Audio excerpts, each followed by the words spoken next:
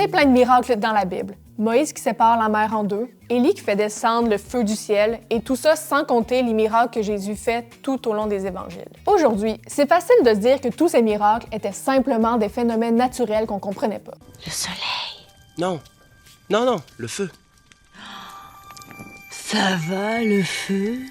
Vous vous en doutez, c'est pas ça que je pense, et j'ai même un exemple pour vous prouver le contraire. En novembre 2013, dans le village de Vilacanur en Inde, un prêtre célébrait la messe. Pour les non-initiés de la messe, il y a un moment où le prêtre consacre l'hostie et il l'élève pour que tout le monde puisse prendre un moment pour l'adorer. Chez les catholiques, il y a la certitude que l'hostie devient réellement le corps du Christ durant la messe. Ce n'est pas symbolique. Donc chaque fois que la messe est célébrée, il y a un miracle qui se produit.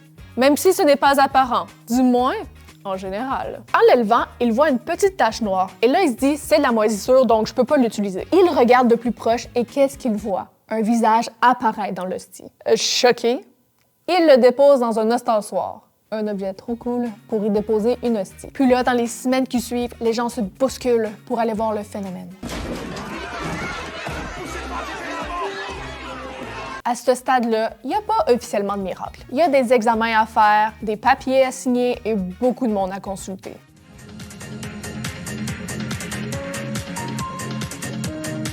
La tâche revient au dicaster pour la doctrine de la foi. Autrement dit, le ministère de la vérité.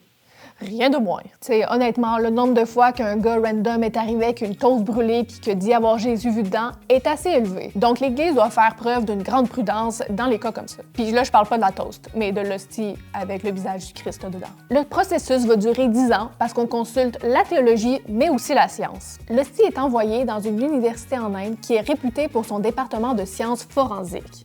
En gros, on veut être sûr qu'il n'y a aucune explication scientifique pour expliquer le phénomène. En mai 2025, après toute cette recherche, Rome confirme qu'il y a eu un miracle.